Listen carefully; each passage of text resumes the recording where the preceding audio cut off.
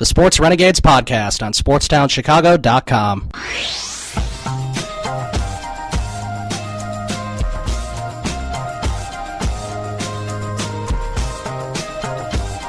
Welcome back to the Sports Renegades here on SportsTownChicago.com. I'm Ryan Stuprich. And I'm Ryan Risky, and joining us here on the SportsTownChicago.com hotline is Paul Chivari. Paul, how's it going?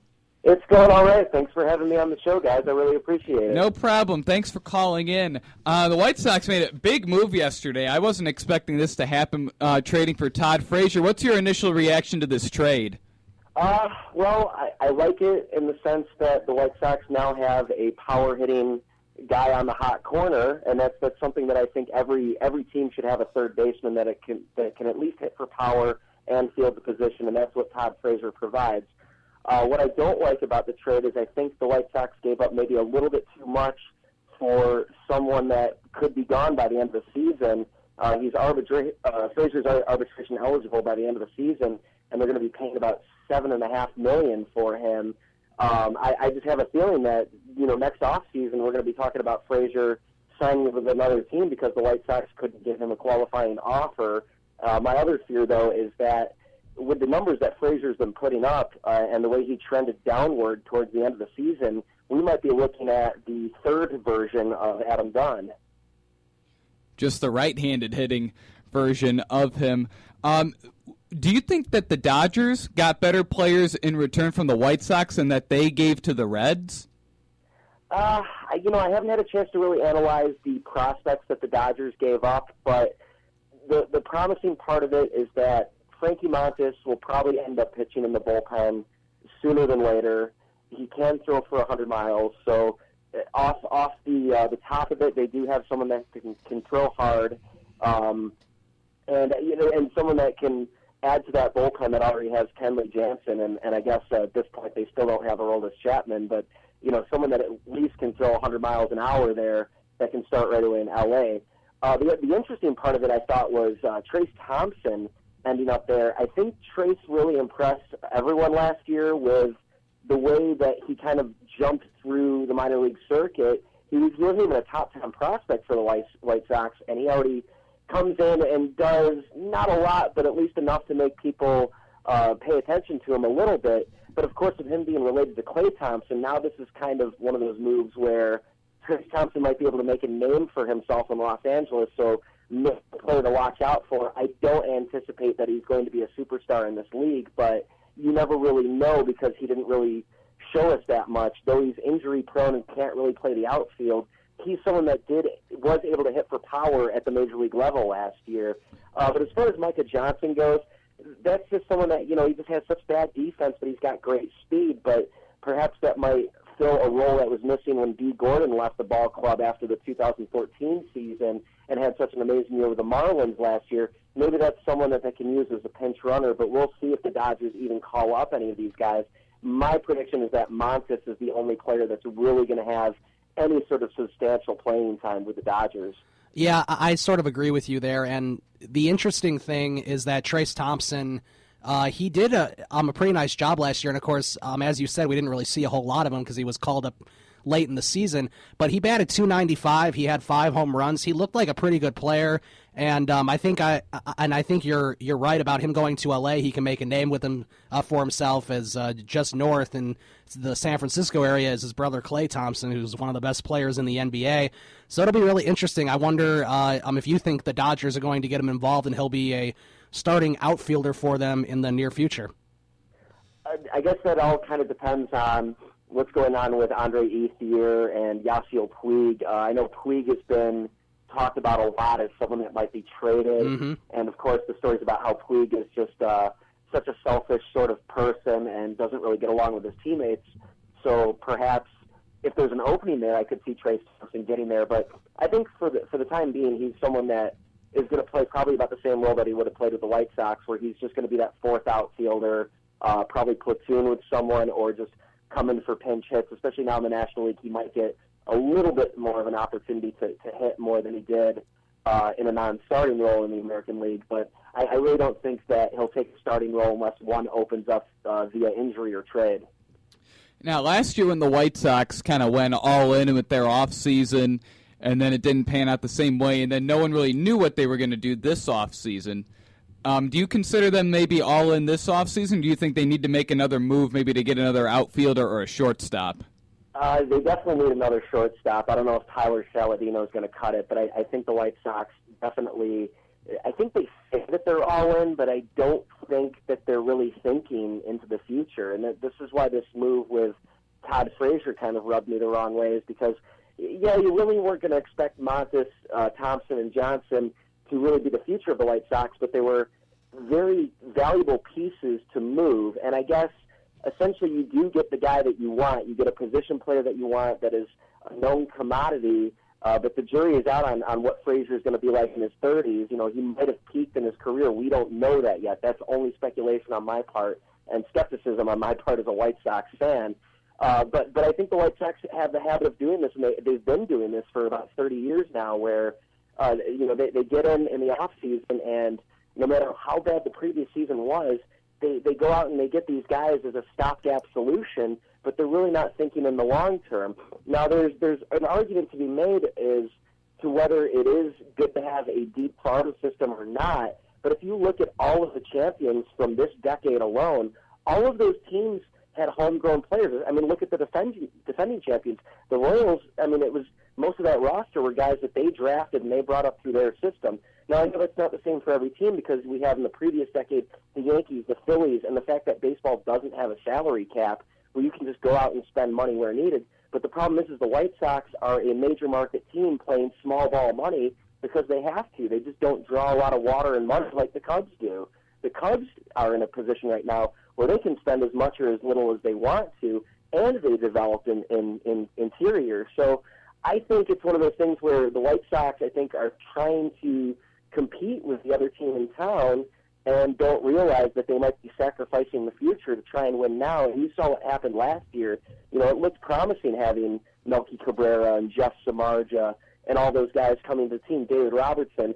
And granted, you know, Robertson, the numbers would show that he was decent despite a few key-blown saves, and that Jeff Samardzija really wasn't the Jeff Samardzija he was supposed to be, and Melky Cabrera was nowhere near the player that he was supposed to be. It was kind of an anomaly the way that team played.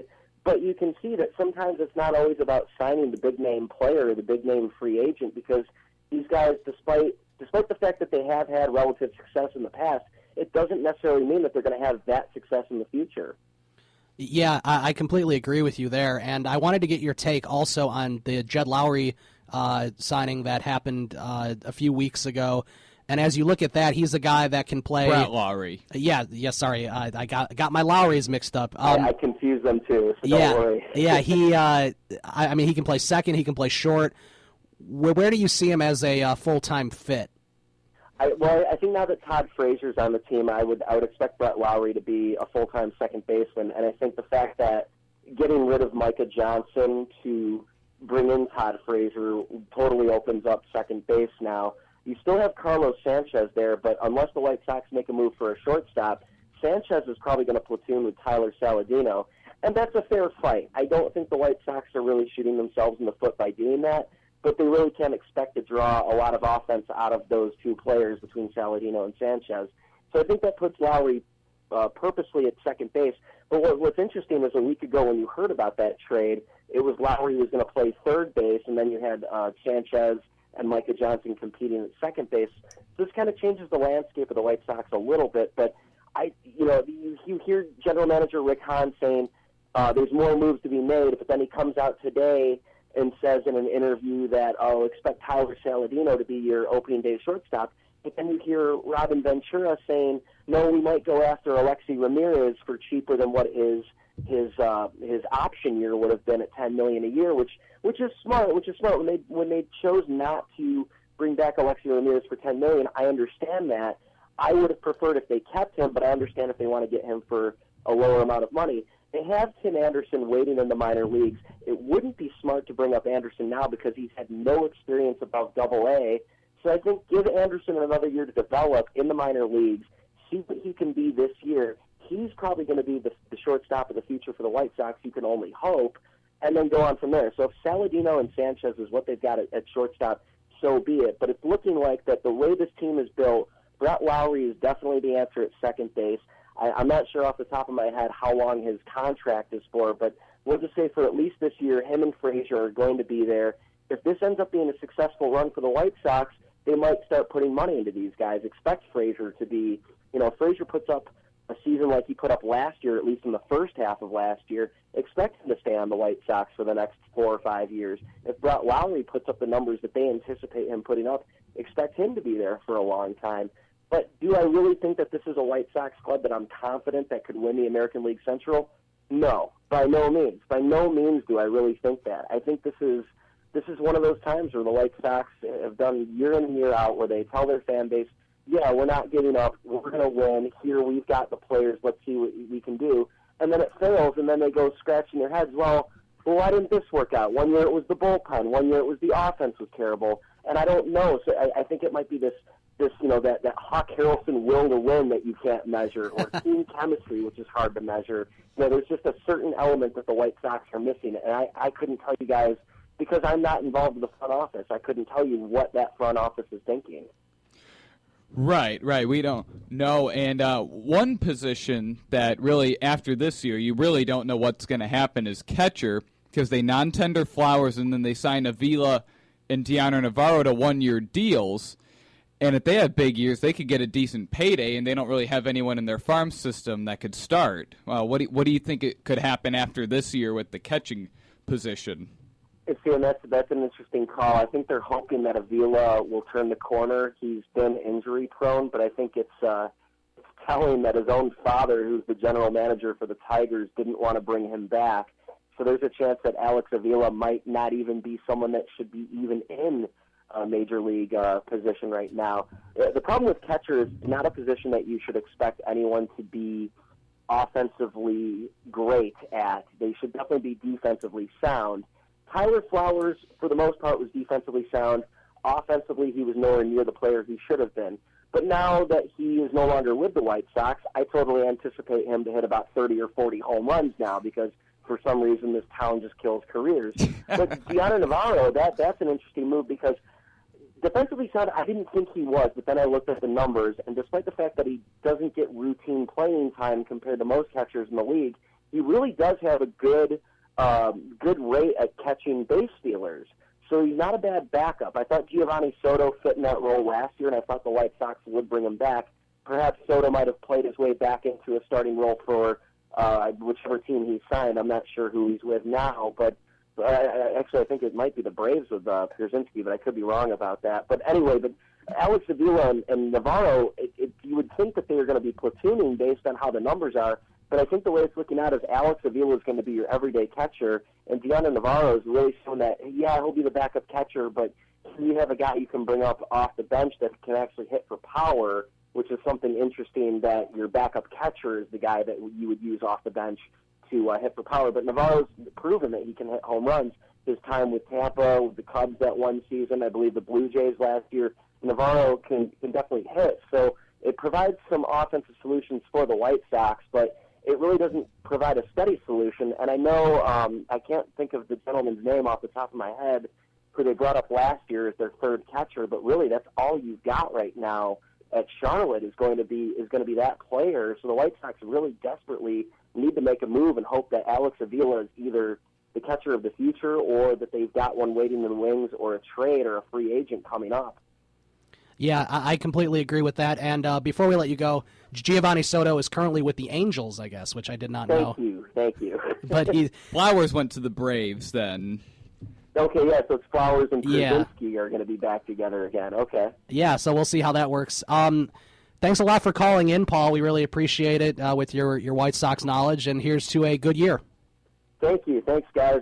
Good luck to the White Sox. Good luck to the Cubs, too. All right. Yep, sounds good. Have a good holiday, Paul. You too. Take care, guys. That was Paul Chivari. You can follow him on Twitter at Paul Chivari for some really good baseball knowledge. He's one of the best baseball minds that I know. So we're going to take a break. We'll be right back, and we'll be discussing more baseball here on the Sports Renegades here on SportsTownChicago.com. The Sports Renegades podcast on SportsTownChicago.com.